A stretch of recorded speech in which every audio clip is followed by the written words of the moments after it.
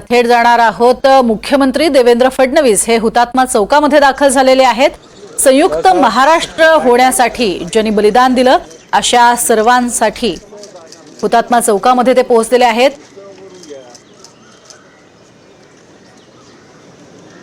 मुंबईसह संयुक्त महाराष्ट्र झालाच पाहिजे अशी घोषणा देत त्या काळामध्ये अनेकांना अक्षरशः आपलं हौतात्म्य पत्करावं लागलेलं होतं आणि त्यांच्याच बलिदानामुळे आज आपण आपला महाराष्ट्र दिवस मोठ्या उत्साहात साजरा करू शकतो।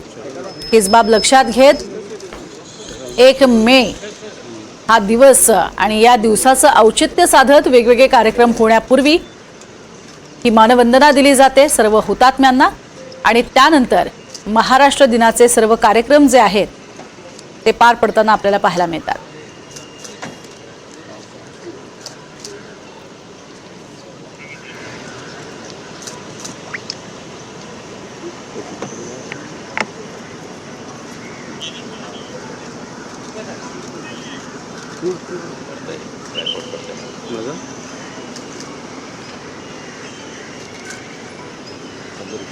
हा हुतात्मा चौक आहे।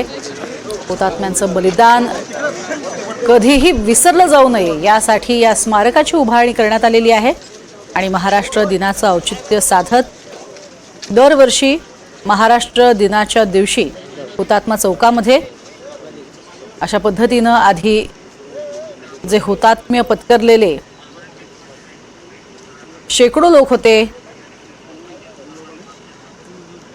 त्यांचं बलिदान विसरलं जाऊ नये त्याची आठवण कायम राहावी यासाठी त्यांना आधी वंदन केलं जातं आणि त्यानंतर इतर कार्यक्रमांची सुरुवात होते।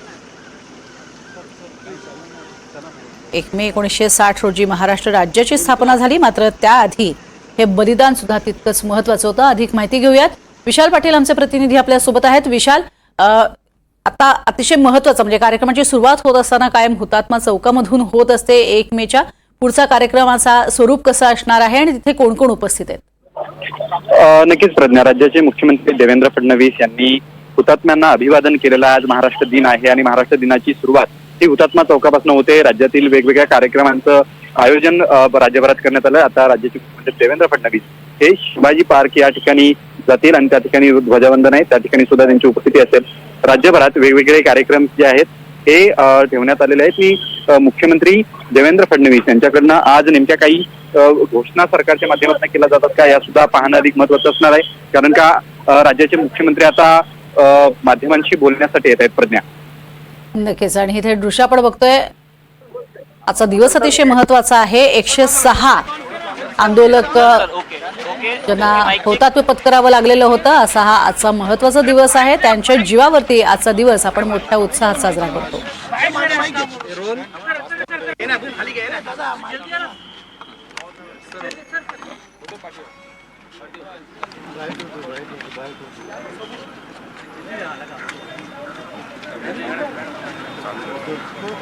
महाराष्ट्रातील तमाम बंधू भगिनींना, मातांना, देशातील आणि जगभरातील मराठी बांधवांना महाराष्ट्र दिनाच्या तो हा याकरता महत्त्वाचा आहे। सर्वात पुरोगामी आणि प्रगतिशील राज्य म्हणून महाराष्ट्राकडे पाहिलं जातं। छत्रपती शिवाजी महाराज आणि भारतरत्न डॉक्टर बाबासाहेब आंबेडकर यांनी दाखवलेल्या मार्गावर चालणारा हा महाराष्ट्र निरंतर भारताच्या विकासामध्ये सर्वात महत्त्वाची भूमिका पार पाडतो आहे, याचा आपल्या सर्वांनाच अभिमान आहे आणि या महाराष्ट्राला असंच सातत्याने पुढे नेत राहायचं हाच आमचा निर्धार आहे। महाराष्ट्र थांबणार नाही हा आमचा निर्धार आहे आणि याच महाराष्ट्राला $1 ट्रिलियन इकॉनॉमी करण्याचा आमचा संकल्प आहे। शेवटच्या माणसापर्यंत विकास पोचवून सर्वांना सोबत घेऊन विकसित महाराष्ट्र घडवायचा असा एक निर्धार आणि निश्चय आज या महाराष्ट्र दिनाच्या निमित्ताने आम्ही करतोय. महाराष्ट्र दिनानिमित्त जनतेला काही गिफ्ट मिळणार आहे का? कारण का असं कळतंय की लाडक्या बहिणींचा हप्ता सुद्धा आज येतोय आणि जो 100 दिवसांचा तुम्ही उपक्रम दिला होता मंत्र्यांना, प्रत्येक विभागांना, त्याचा सुद्धा निकाल येतोय. जो 100 दिवसाचा उपक्रम दिला होता त्याचा निकाल येतो आहे. त्या निकालाची वाट बघा आणि तो निकाल सगळ्यांपर्यंत पोचवा. पूर्वीचा महाराष्ट्र आहे सामन्यातून केलाय काहीतरी ठेवा, कुठला तरी दिवस आणि कोणाबद्दल विचारता.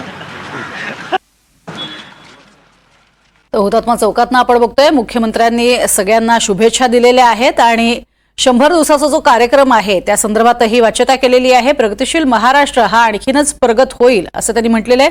अर्थातच संयुक्त महाराष्ट्राची स्थापना होत असताना मुंबईसह महाराष्ट्र मिळालाच पाहिजे या मागणीसाठी अनेकांनी अक्षरशः चळवळ उभी केली होती आणि त्यात 106 आंदोलकांना हौतात्म्य पत्करावं लागलं होतं.